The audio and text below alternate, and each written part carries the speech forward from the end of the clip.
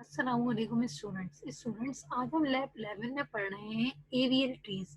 इससे पहले हमने बीएसटी यानी बाइनरी सर्च ट्रीज की बात की थी। स्टूडेंट्स, एवियल ट्री आपके पास self balancing binary search tree कहलाता है, जिसमें हम दो चीजें चेक करते हैं यानी दो प्रॉपर्टीज चेक करते हैं। एक हम चेक करते हैं कि आपका जो ट्री है वो बाइनरी सर्च ट्री है या नहीं, और दूसरी चीज हम ये चेक करते हैं कि हमारा बैलेंस फैक्टर क्या है। बैलेंस फैक्टर आपके पास क्या होता है स्टूडेंट्स? अगर मैं बैलेंस फैक्टर की बात करूं तो बैलेंस फैक्टर आपके पास height of left sub tree minus height of right सब ट्री इक्वल टू समथिंग, जो भी आपके पास है ये आपके पास बैलेंस फैक्टर कहलाता है। इसको फाइंड आउट करने के बाद हम डिसाइड करते हैं कि हमारा जो ट्री है वो बैलेंस है या अनबैलेंस है। तो इसके लिए आपके पास एक पॉइंट यहाँ पे लिखा है, height of left and right sub tree can not be more than 1 for all nodes. आपके पास जो बैलेंस फैक्टर होना चाहिए वो आपके पास 0 हो सकता है, -1 हो सकता है या 1 हो सकता है। मैं यहाँ पे लिख देती हूँ balance factor. Balance factor students आपके पास क्या हो सकता है, -1, 0 या फिर 1। इनके अलावा अगर आपके पास कोई और वैल्यू है, इट मींस दैट आपका जो बाइनरी सर्च ट्री है, आपका जो ट्री है वो आपके पास बैलेंस नहीं है, बल्कि आपका ट्री अनबैलेंस है। इसको बैलेंस कैसे करेंगे? इसको बैलेंस करने के लिए मेरे पास एवीएल की कुछ रोटेशंस है, जिनको रोटेट करने के बाद हम अपने ट्री को बैलेंस करते हैं और चेक करते हैं। उसके बाद जब रोटेट कर लेते हैं कि हमारे पास बीएसटी है या नहीं, और उसके बाद हम चेक करते हैं कि हमारे पास वो बैलेंस फैक्टर उसका -1, 0 या 1 है या नहीं। अगर इसके अलावा कुछ है तो इसका मतलब मेरा जो ट्री है वो अनबैलेंस है। सबसे पहले मेरे पास रोटेशन मौजूद है, लेफ्ट रोटेशन। ये कुछ थ्योरेटिकल चीजें हैं जो लिखी हुई हैं, इसको आपको थ्योरी में भी आपसे डिटेल से डिस्कस की होंगी, और यहाँ पर आपके पास आपको जिसको गो थ्रू कर सकते हैं। अच्छा, सबसे पहले मेरे पास एवियल रोटेशंस कौन कौन सी हो सकती हैं? 4 काइंड्स ऑफ रोटेशंस मौजूद है। लेफ्ट रोटेशन है, राइट रोटेशन है, लेफ्ट राइट रोटेशन है और राइट लेफ्ट रोटेशन है। सबसे पहले स्टूडेंट्स मैं आपको यहाँ पे एक्सप्लेन करूंगी लेफ्ट रोटेशन।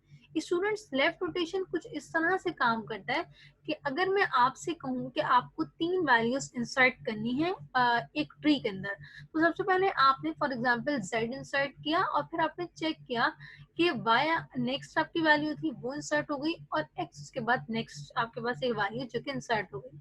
अब चेक करते हैं हमारे पास ये बाइनरी सर्च ट्री है या नहीं।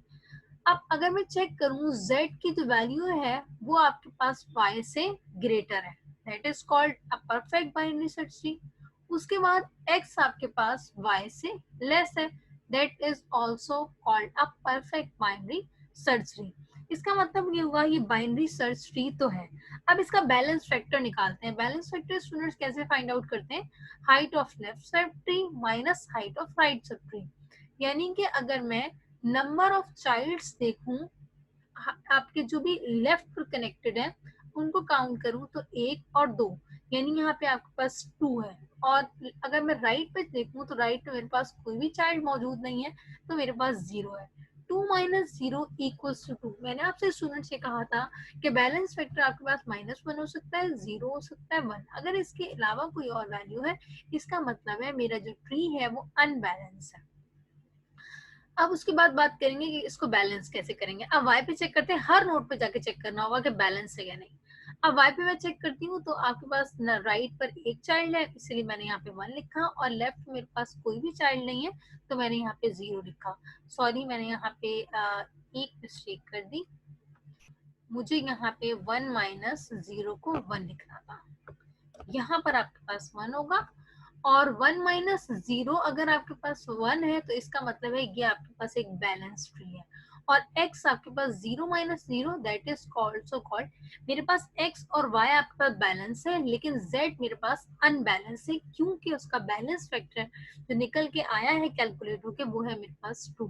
अब हम चेक करते हैं इसको बैलेंस कैसे करेंगे। स्टूडेंट्स, एक चीज आपको याद रखनी है, लेफ्ट रोटेशन आपके पास एक ऐसी रोटेशन होगी जिसमें आपके पास उसके जो चाइल्ड नोड्स होंगी वो आपके पास लेफ्ट पे कनेक्टेड होंगी, यानी कि यहाँ ये भी लेफ्ट पर है आपके पास और ये भी आपके पास लेफ्ट पर है।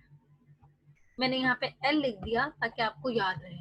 अगर दोनों लेफ्ट है, इसका मतलब ये हुआ कि आपके पास जो रोटेशन परफॉर्म होगी वो आपके पास राइट रोटेशन होगी। और राइट रोटेशन आपके पास कैसे परफॉर्म होती है?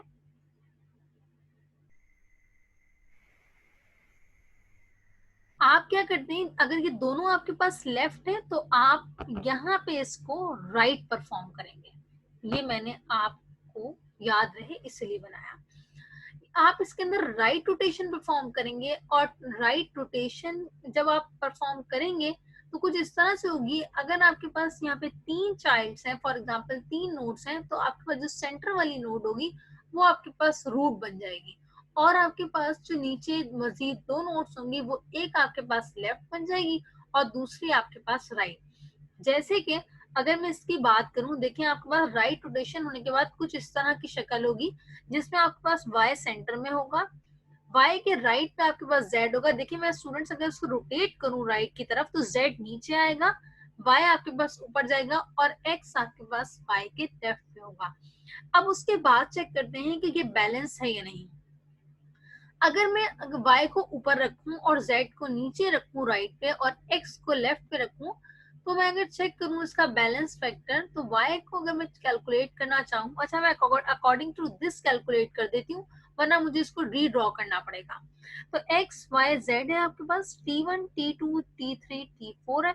अगर मैं y का बैलेंस फैक्टर निकालूं तो y के आप नंबर ऑफ चाइल्ड काउंट कर लें, 1 2 3, ये भी 3 है, और 1 2 3, 3 माइनस 3 बैलेंस फैक्टर 0, आपके पास बैलेंस है।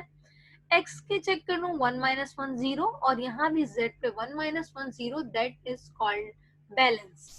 अब मेरे पास ये जो ट्री है वो ना सिर्फ बाइनरी सर्च ट्री है, बन के आपके पास बैलेंस भी है। तो मेरे पास ये कंप्लीट हो गई लेफ्ट रोटेशन। अब बात करते हैं स्टूडेंट्स राइट रोटेशन की।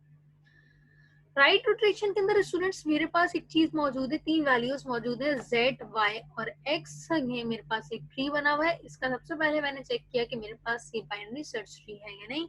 तो अगर मैं चेक करूं तो z की जो वैल्यू है राइट पे, वो वैल्यू होती है जो आपके पास रूट से ग्रेटर होती है। तो क्या आपके पास y z से ग्रेटर है? नहीं, आपके पास y z से ग्रेटर नहीं है। इसका मतलब ये हुआ कि बाइनरी सर्च ट्री नहीं है। पहली बात कि ये बाइनरी सर्च ट्री नहीं है। अब दूसरी चीज चेक करते हैं, इसका बैलेंस फैक्टर निकालते हैं। बैलेंस फैक्टर कैलकुलेट करूं तो स्टूडेंट 0, आपके पास राइट पे 2 चाइल्ड है और लेफ्ट पे कोई भी नहीं है, 0 माइनस 2 आपके पास माइनस 2 आ गया, 0 माइनस 1 आपके पास माइनस 1 आ गया, और 0 माइनस 0 आपके पास 0 आ गया। अब हम स्टूडेंट्स इसको रोटेट करते हैं और देखते हैं कहाँ पे रोटेट करेगा। मैं यहाँ पे लिख देती हूँ, ये आपके पास राइट पे कनेक्टेड है, और ये भी आपके पास जो इसका मजीद सब चाइल्ड है वो भी आपके पास राइट पे कनेक्टेड है। अगर आपके पास दोनों राइट पे कनेक्टेड हो तो फिर आप क्या करते हैं, आप यहाँ पे जो रोटेशन परफॉर्म करेंगे वो रोटेशन होगी लेफ्ट। इससे पहले हमने देखा कि वो दोनों आपके पास लेफ्ट पे कनेक्टेड थे, तो आपने राइट रोटेशन की। अब ये दोनों आपके पास जो चाइल्ड नोड्स हैं वो राइट पे हैं, तो आप इसके अंदर जब परफॉर्म करेंगे रोटेशन, वो आपके पास रोटेशन होगी लेफ्ट। जब मैं लेफ्ट रोटेट करूंगी तो y मेरे पास स्टूडेंट सेंटर में आ जाएगा, जैसे यहाँ पे लिखा हुआ है आपको नजर आ रहा होगा, और z आपके पास उसके लेफ्ट पे चला जाएगा, और आपके पास जो y है, आपका जो भी आपका वैल्यू है राइट पे, वो आपके पास उसके राइट पर आ जाएगी। अब मैं चेक करूँ स्टूडेंट कि ये बैलेंस फैक्टर इसका करेक्ट है या नहीं। तो हम चेक करते हैं सबसे पहले बैलेंस फैक्टर को। अगर मैं यहाँ पे बैलेंस फैक्टर देखूँ स्टूडेंट, तो 3 माइनस 3 मेरे पास हो गया 0, और इसमें देखूँ 1 माइनस 1 भी 0 हो गया, और यहाँ पे आपके पास 1 माइनस 1 0 हो गया। ये मेरे पास एक बाइनरी सर्च ट्री है, और इसके अलावा आपके पास एक बैलेंस ट्री भी है। इसी तरह से स्टूडेंट्स आगे नेक्स्ट देखते हैं, और नेक्स्ट मेरे पास है left right rotation. Students left right rotation कुछ इस तरह से काम करती है। अच्छा पहले मैं आपको एक इसको यहाँ से रिमूव कर देती हूँ। ओके, इसके बाद स्टूडेंट्स मेरे पास left right rotation. Left right rotation के अंदर हम ये चेक करते हैं कि आपके पास जो ट्री है वो आपके पास किस तरह से कनेक्टेड है। सबसे पहले स्टूडेंट्स पे देखूं तो z y के साथ आपके पास जो कनेक्शन है वो आपके पास राइट पे नहीं है बल्कि लेफ्ट पे। अच्छा मैं एक डायग्राम यहाँ पे ड्रॉ कर लेती हूँ। स्टूडेंट्स यहाँ हम बात कर रहे थे लेफ्ट राइट रोटेशन की। अगर मैं बात करूँ लेफ्ट राइट रोटेशन की, तो उसके अंदर आपके पास मैंने कहा अगर डायग्राम कुछ इस तरह से है, मेरा जो ग्राफ, मेरा जो ट्री नजर आ रहा है कुछ इस तरह से है। जेड आपके पास, जेड के लेफ्ट पे वाई कनेक्टेड है और वाई के राइट पे आपके पास एक्स कनेक्टेड है। अगर मैं देखूँ सबसे पहले कि मेरे पास ये बी एस टी है या नहीं, तो z की जो वैल्यू है वो आपके पास उसके लेफ्ट पे जो कनेक्टेड है वो आपके पास लेस है, और y से आपके पास x जो है वो ग्रेट सॉरी वो भी आपके पास लेस है।